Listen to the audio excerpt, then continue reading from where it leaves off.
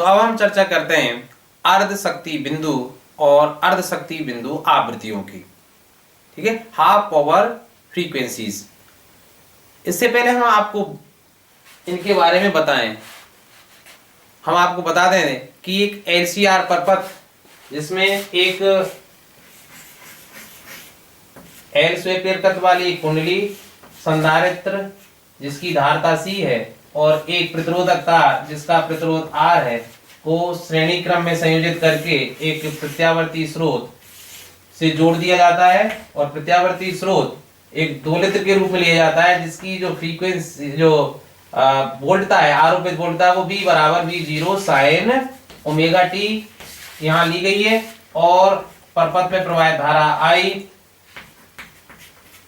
प्रेरण कुंडली के सिरों का जो विभवांतर VL, संधारित्र के सिरों का विभवांतर VC और प्रतिरोध के सिरों का विभवांतर VR हो। और एक बात और बताएं कि जो VL है वो किसके बराबर होता है, IXL के, जो हम आपको अपने पहले वीडियो में बता चुके हैं और आप इसको अच्छी तरह से जानते हैं। XL क्या है, धारतीय प्रेरणिक प्रतिघात है। प्रेरणिक प्रतिघात का मतलब कुंडली द्वारा प्रत्यावर्ती धारा के मार्ग में डाली गई रुकावट। इसी तरह VC का मान होगा IXC। XC क्या है, धारतीय प्रतिघात है अर्थात संधारित्र के द्वारा प्रत्यावर्ती धारा के मार्ग में डाली गई रुकावट या बाधा। और एक चीज आपको देख चुके हैं कि LCR परपथ में जो प्रतिबाधा होती है, परपथ की संपूर्ण प्रतिबाधा वो किसके बराबर होती है, R square plus XL minus XC का स्क्वायर। ठीक है, या इसको हम इस तरह से भी लिख सकते हैं R square plus omega L, क्योंकि XL का मान किसके बराबर होता है, ओमेगा L, और XC का 1 अपॉन ओमेगा C का स्क्वायर। और ये कब था, जब VL is greater than BC। ठीक है, और अगर VL लेस देन BC है तब क्या होगा, R square plus XC minus XL का स्क्वायर। या इसको कह सकते हैं हम इस तरह से कि R square plus 1 upon omega C minus omega L का स्क्वायर। ये कब प्राप्त हुआ है, जब VL is less than BC। एक चीज और आपको हम बता चुके हैं अपने पहले वीडियो में कि श्रेणी अनुनाद। श्रेणी अनुनाद क्या है कि किसी LCR परपथ की वह अवस्था जब प्रेरणिक प्रतिघात और धारतीय प्रतिघात का मान बराबर होता है तो वह अवस्था LCR परपथ की क्या कहलाती है, श्रेणी अनुनाद की अवस्था कहलाती है। और श्रेणी अनुनाद की अवस्था में अर्थात XL बराबर XC होने पर जो परपथ की प्रतिबाधा है वो न्यूनतम होती है और इस कारण परपथ में प्रवाहित धारा का मान अधिकतम होता है। यदि हम अप्लाइड फ्रीक्वेंसी, क्योंकि हम फ्रीक्वेंसी को बार बार परिवर्तित करके एक ऐसी स्थिति लाते हैं जब प्रेरणिक प्रतिघात और धारतीय प्रतिघात का मान बराबर होता है। आपको बता देते हैं प्रेरणिक प्रतिघात का मान क्या होता है, ओमेगा L, और ओमेगा का मान क्या होता है, 2 पाई f। ठीक है, 2 पाई f है। इसी तरह धारतीय प्रतिघात का मान क्या होता है, 1 अपॉन ओमेगा C, या इसको लिख सकते हैं 1 अपॉन 2 पाई FC। अब चूंकि प्रेरणिक प्रतिघात का मान किसके समान पाती है, स्रोत की आवृत्ति के, इसी तरह धारतीय प्रतिघात का जो मान है वो स्रोत की आवृत्ति के व्युत्क्रमानुपाती होता है। अर्थात यदि स्रोत की आवृत्ति को बढ़ाया जाए तो प्रेरणिक प्रतिघात का मान बढ़ता है लेकिन धारतीय प्रतिघात का मान घटता है। इसी तरह यदि स्रोत की आवृत्ति को बहुत कम किया जाए, ठीक है, तो XC का मान बढ़ेगा और XL का मान घटेगा। तो एक ऐसी स्थिति ला सकते हैं हम जब XL और XC का मान बराबर होता है तो वह अवस्था अनुनाद की अवस्था कहलाती है और उस समय परपथ की जो प्रतिबाधा है वो Z कैसी होती है, न्यूनतम होती है। और यदि अप्लाइड फ्रीक्वेंसी, ठीक है, और प्रतिबाधा के मध्य वक्र खींचा जाए तो वो इस तरह से प्राप्त होता है, क्योंकि अनुनादी आवृत्ति अर्थात वह आवृत्ति जिस पर, और अनुनादी आवृत्ति का मान आपने देखा था कि FR बराबर क्या होता है, 1 upon 2 pi square root of LC। अर्थात अनुनादी आवृत्ति वह आवृत्ति जिस पर प्रेरणिक प्रतिघात और धारतीय प्रतिघात बराबर होते हैं स्रोत की अनुनादी आवृत्ति कहलाती है। और अनुनादी आवृत्ति पर ही परपथ की प्रतिबाधा न्यूनतम होती है। अर्थात जो वक्र है वो किस तरह से प्राप्त होगा, वो इस तरह से प्राप्त होगा, इस तरह से प्राप्त होता है। तो इस जगह ये Z मिनिमम है और जो आवृत्ति है इसके संगत वो क्या है, एफ आर, अर्थात अननादि आवृत्ति पर जो प्रतिबाधा है वो न्यूनतम होती है। इसी तरह यदि धारा और आवृत्ति में वक्र खींचा जाए तो वो अलग तरीके का होगा। उसके लिए मैं इस चित्र को यहां बना देता हूं, आप इसको थोड़ा ध्यान से समझें कि हम जानते हैं कि श्रेणी अनाद की अवस्था में प्रतिबाधा जहां न्यूनतम होगी वहीं धारा का मान क्या होता है, अधिकतम होता है। तो इस वक्र का क्या होगा, बिल्कुल रिवर्स प्राप्त होगा, विपरीत प्राप्त होगा। तो इस समय जो वक्र है वो इस तरह से प्राप्त होगा कुछ,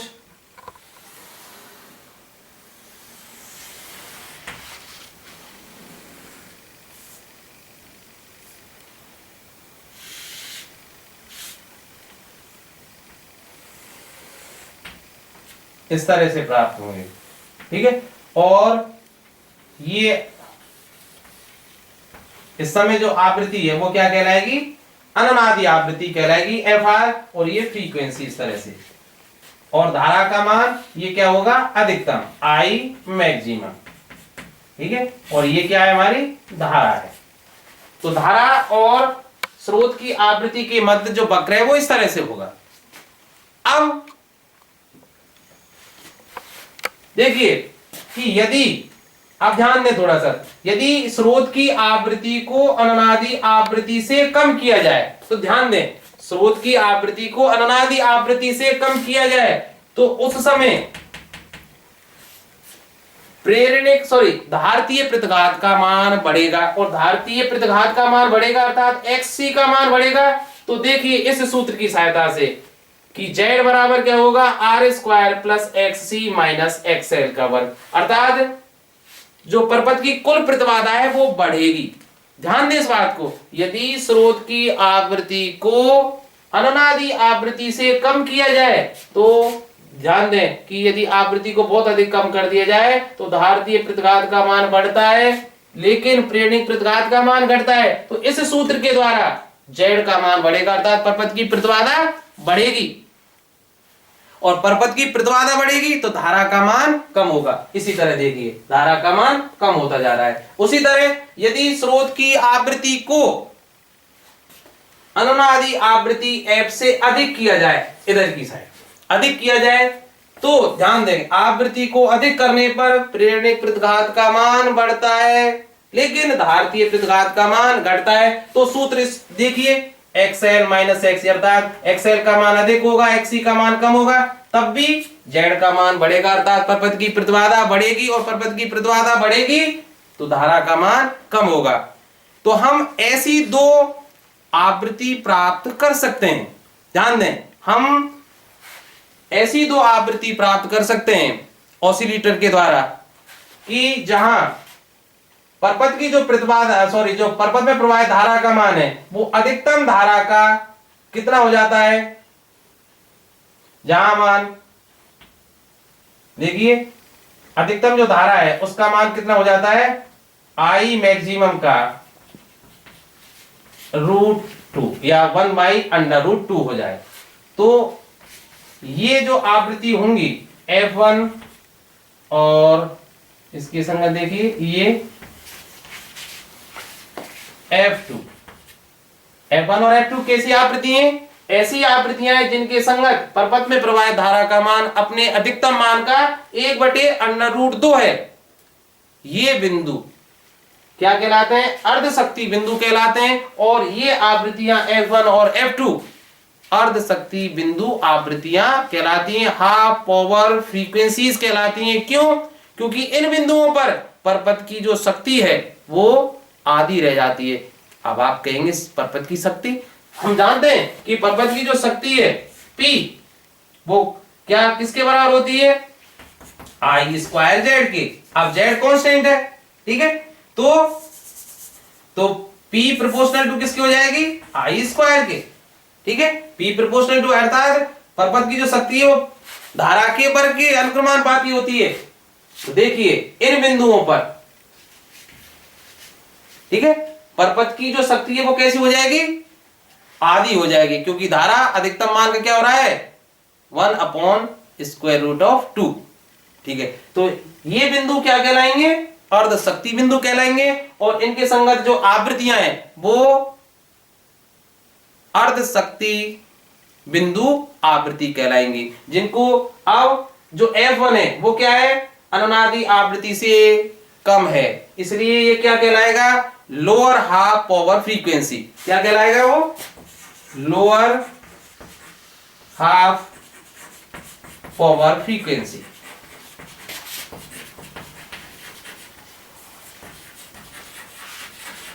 इसी तरह F2 जिसका मान अनुनादी आवृत्ति से अधिक है वो क्या कहलाएगा, अपर हाफ पावर फ्रीक्वेंसी। ठीक है, अब F1 और F2 के संगत हम कोणीय आवृत्ति, स्रोत की कोणीय आवृत्ति को क्या ले सकते हैं, ω1 और ω2। तो अब हम एक सूत्र की स्थापना करेंगे, उसको ध्यान से आप देखें और फिर एक निष्कर्ष निकालेंगे। ठीक है, और उसका नाम क्या होगा, बैंड चौड़ाई। उसकी बाद में चर्चा करेंगे, पहले देखते हैं कि ω1 के लिए, किसके लिए, ω1 के लिए। मैं इस जो ग्रीन बोर्ड है हमारा, इसको मैं साफ करूं उससे पहले आप ध्यान रखें कि F1 अर्थात ω1 की संगत क्या होगा, चूंकि ये F1 अनुनादी आवृत्ति से कम है, तो उस समय जो परपथ LCR परपथ होगा वो प्योर किस तरह से कार्य करेगा, कैपेसिटिव परपथ अर्थात धारतीय परपथ की तरह व्यवहार करेगा। क्यों, क्योंकि उस समय XC का मान अधिक होगा, XL का मान कम होगा, इसलिए प्योर कैपेसिटिव परपथ की तरह, सर्किट की तरह व्यवहार करेगा। और F2 के लिए अर्थात F2 के संगत, क्योंकि F2 फ्रीक्वेंसी अनुनादी आवृत्ति से अधिक है, उस स्थिति में XL का मान अधिक होगा। ठीक है, और XC का मान कम होगा। ठीक है, इस कारण उस समय प्योर इंडक्टिव सर्किट की तरह ये परपथ LCR परपथ व्यवहार करेगा। तो अब देखते हैं हम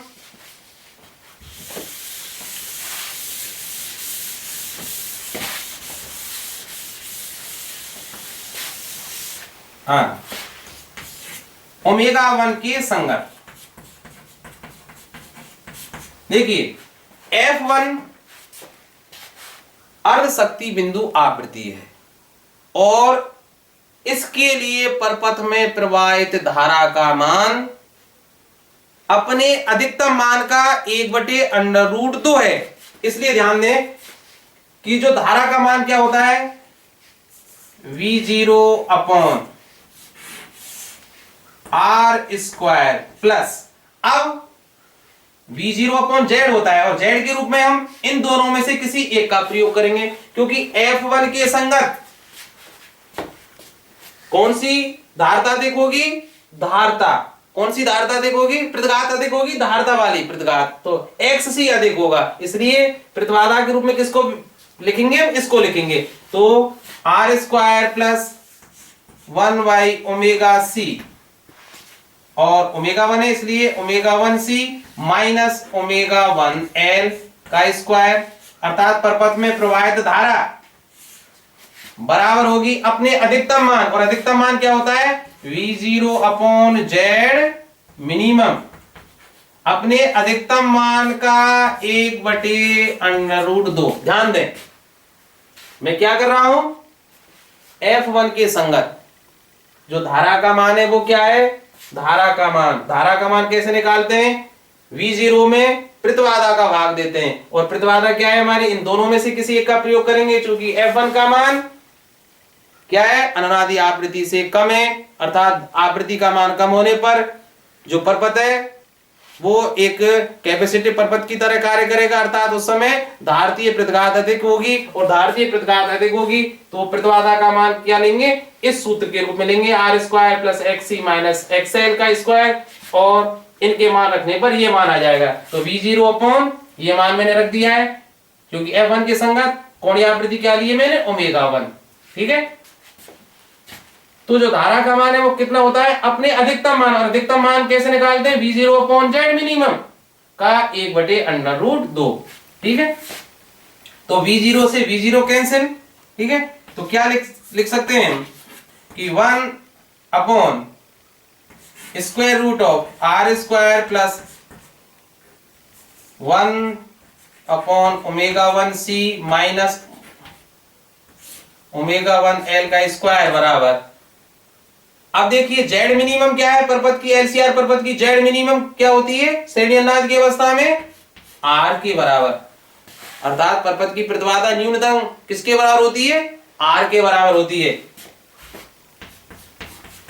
अब दोनों साइड का अगर मैं वर्ग कर दूं तो वो किसके बराबर होगा, R square plus 1 by omega 1c minus omega 1l का वर्ग बराबर 2r स्क्वायर, ठीक है। पक्षांतरण कर दीजिए, या आर स्क्वायर प्लस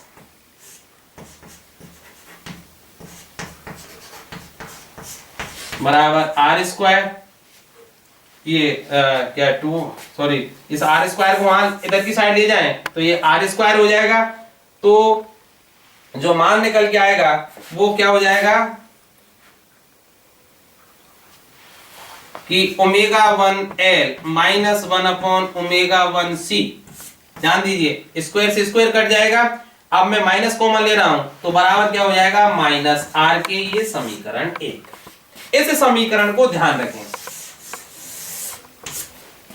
तो F1 के लिए क्या है कि omega 1l minus 1 upon omega 1c बराबर माइनस आर।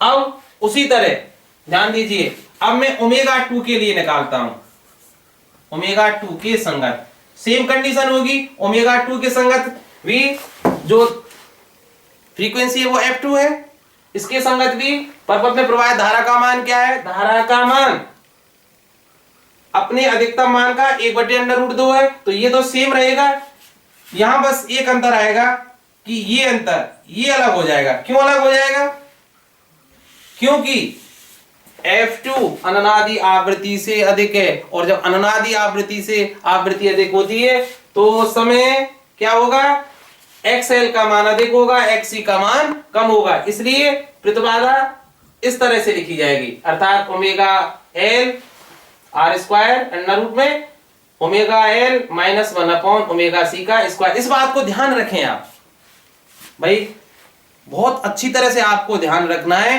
कि F1, क्योंकि अभी आपने आपको बताया था XL is proportional to F, और X जो C है वो इसकी इनवर्सली प्रोपोर्शनल टू होती है। अर्थात फ्रीक्वेंसी का मान बहुत कम होगा तो धारतीय प्रतिघात अधिक होगी और प्रेरणिक प्रतिघात बहुत कम होगी, जो कंडीशन F1 के लिए थी। अर्थात XC का मान अधिक है, XL का मान कम है। और जब F2, क्योंकि इसका मान अनादि आवृत्ति से अधिक है, तो जब आवृत्ति का मान बहुत अधिक होगा तो XL प्रेरणिक प्रतिघात का मान अधिक होगा और धारतीय प्रतिघात कम होगी। अर्थात XL XC से ज्यादा है तो प्रतिबाधा किसके अनुसार दी जाएगी, इस सूत्र के अनुसार, ठीक है। तो मैं क्या लिख दूं,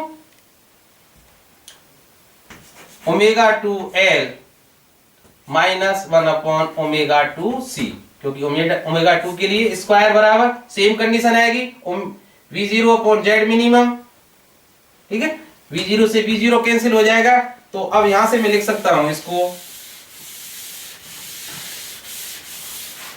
कि दोनों साइड का हम वर्क कर देते हैं, जेड मिनिमम की जगह क्या लिख देंगे, r लिख देंगे। तो क्या हो जाएगा कि R square plus omega 2l minus 1 upon omega 2c का जो वर्ग है वो 2r स्क्वायर के, ठीक है। आर स्क्वायर को उधर ले जाइए तो क्या हो जाएगा कि omega 2l minus 1 upon omega 2c बराबर r के, और ये समीकरण 2, ठीक है। आर स्क्वायर यहां लाएंगे तो आर स्क्वायर रह जाएगा और वर्गमूल लेने पर ये स्थिति आ जाएगी। तो देखो अब हमारे पास दो समीकरण हैं।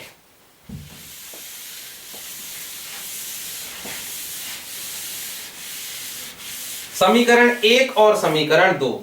अब यदि समीकरण 1 और 2 को जोड़ दिया जाए, ध्यान से देखें, समीकरण 1 और 2 को अगर हम जोड़ दें 1 प्लस सेकेंड कर दिया जाए तो देखिए ध्यान से क्या होगा, omega 1l plus omega 2l,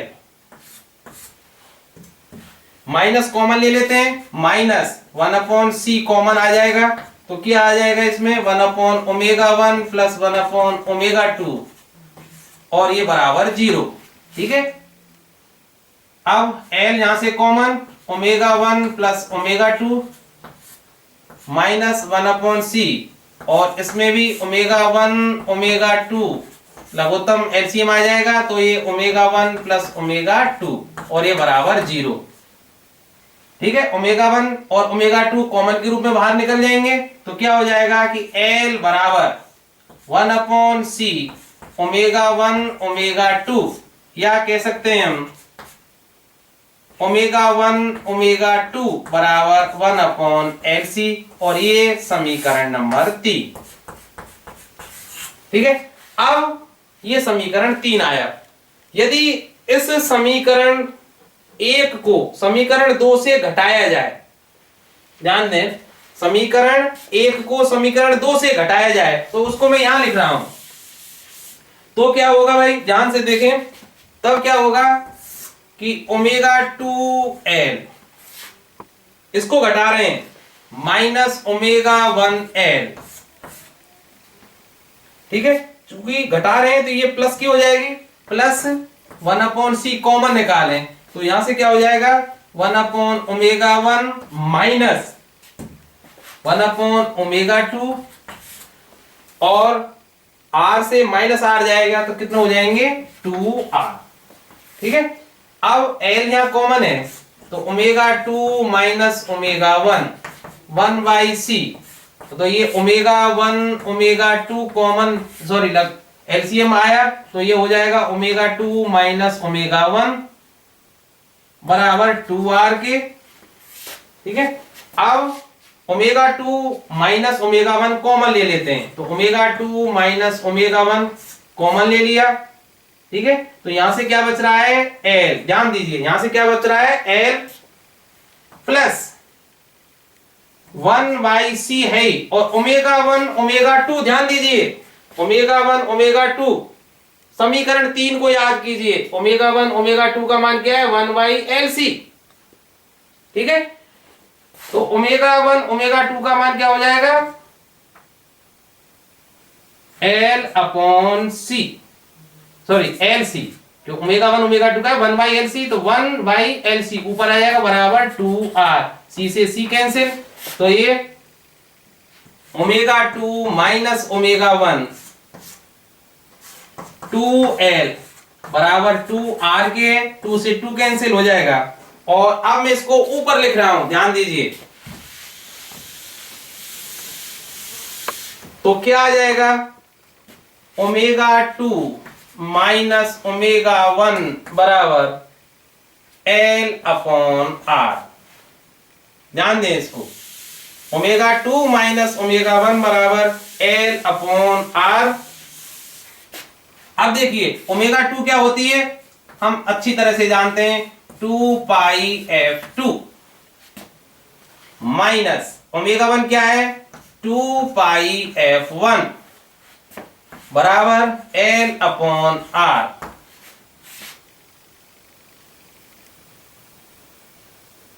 नहीं सॉरी, ये R/L होगा, ये क्या होगा देखिए यहां से ओमेगा 2 माइनस ओमेगा 1 बराबर R/L, ये क्या होगा R/L होगा, R/L R/L। ठीक है, अब 2π कॉमन निकाल सकते हैं, f2 माइनस f1 बराबर R/L या f2 minus f1 equal to 1/2π और R/L। एक अलग व्यंजक आया, इसको मैं समीकरण 4 नाम दे दूं तो जो ये व्यंजक आया है ध्यान दीजिए f2 माइनस f1 बराबर 1/2π R/L। ये f2 और f1 क्या है, f2 क्या थी upper half power frequency F1 क्या थी? लोअर हाफ पावर फ्रीक्वेंसी, अर्थात अर्ध शक्ति बिंदु आवृत्तियां थी। तो इन दोनों अर्ध शक्ति बिंदु आवृत्तियों का जो अंतर है वो बैंड चौड़ाई कहलाता है। ठीक है, क्या कहलाता है? बैंड चौड़ाई। तो F2 माइनस F1 जो डेल्टा F है वो क्या कहलाता है? बैंड चौड़ाई कहलाता है, बैंड विड्थ।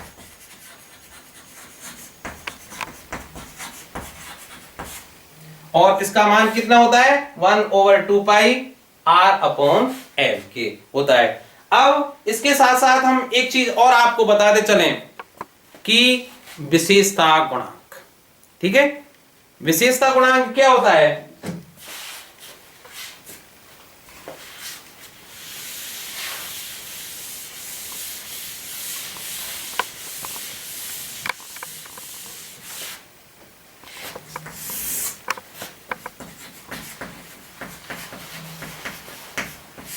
विशेषता गुणांक भी कहते हैं कभी कभी, कभी कभी इसको कहते हैं गुणवत्ता गुणांक,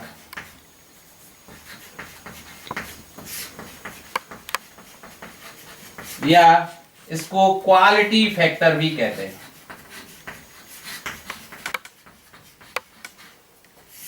और इसको क्यू से व्यक्त करते हैं। तो क्वालिटी फैक्टर क्या होता है? ध्यान दें कि किसी एलसीआर परपथ की अनुनादी आवृत्ति और बैंड चौड़ाई के अनुपात को, ध्यान दें, किसी एलसीआर परपथ की अनुनादी आवृत्ति और बैंड चौड़ाई के अनुपात को हम क्वालिटी फैक्टर कहते हैं और इसे Q से व्यक्त करते हैं। तो Q किसके बराबर है?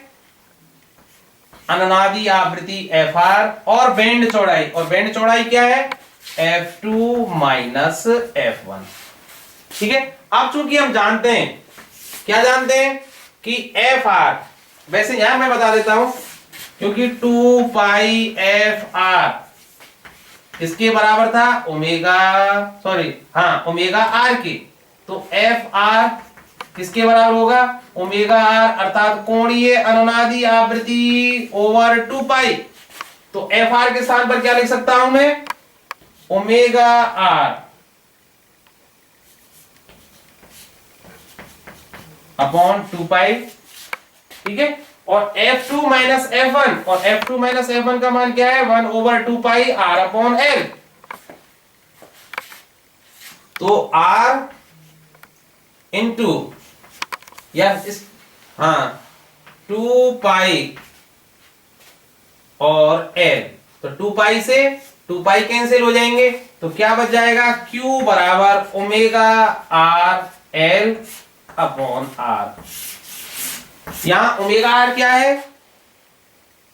कोणीय अनुनादी आवृत्ति। L और R आप जानते ही हैं, L कुंडली का स्वयं प्रेरकत्व और R रेजिस्टेंस है। तो किसी परपथ का जो क्वालिटी फैक्टर है वो ओमेगा R, अर्थात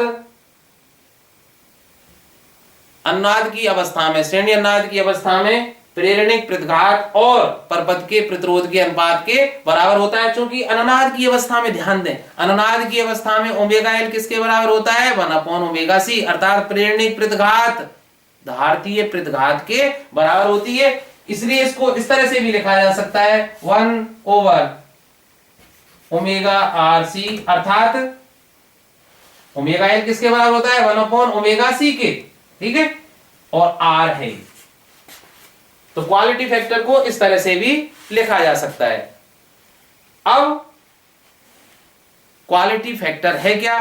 ठीक है, और इसका क्या महत्व है, इसकी शार्पनेस क्या होती है, इसको हम बताते हैं थोड़ी देर में। अब हम चर्चा करते हैं विशेषता गुणांक का महत्व। ठीक है, विशेषता गुणांक का महत्व अगर हम आपको बताएं, उससे पहले हम आपको बता देते हैं कि श्रेणी अनुनाद परपथ में जो प्रतिबाधा है अनुनाद की स्थिति में वो मिनिमम होती है, और वो किसके बराबर होती है? R के, परपथ के प्रतिरोध के बराबर होती है। और जो परपथ में जो धारा है इस समय वो अधिकतम होती है, जो किसके बराबर होता है? V/Z मिनिमम, और Z मिनिमम का मतलब R के। ठीक है, और जैसा मैंने अभी आपको बताया था वक्र के बारे में, कि यदि आप ध्यान दें थोड़ा सा, कि यदि हम वक्र खींचें धारा, ठीक है, और फ्रीक्वेंसी में, तो अनुनादी आवृत्ति पर हम जानते हैं कि यदि R का मान कम होगा, ध्यान रखिए, यदि R का मान कम होगा तो धारा का मान अधिक होगा, और R का मान अधिक होगा तो धारा का मान कम होगा। तो यदि R कम है, ध्यान दें, यदि R कम है तो इस तरह से आएगा,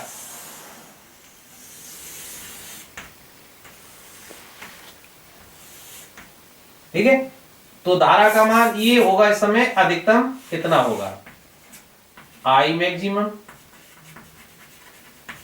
ठीक है। और जिसको किससे व्यक्त करते हैं हम, I0 से व्यक्त कर देते हैं, और ये क्या होगी, अनुनादी आवृत्ति होगी, ये अनुनादी आवृत्ति हुई। अब अभी जैसे हमने आपको बताया था लोअर हाफ और अपर हाफ पावर फ्रीक्वेंसीज, वे आवृत्तियां जिनके संगत जो धारा का मान है वो अधिकतम मान का कितना हो जाता है, 1/√2, तो वे आवृत्तियां क्या कहलाती हैं, अपर और लोअर हाफ पावर फ्रीक्वेंसीज। तो ये अपर हाफ पावर फ्रीक्वेंसी है, लोअर हाफ पावर फ्रीक्वेंसी है। तो ये कब है, जब R का मान कम है,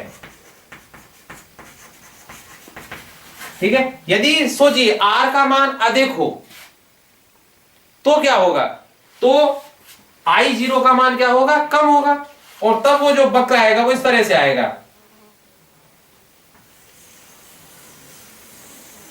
इस तरह से आएगा।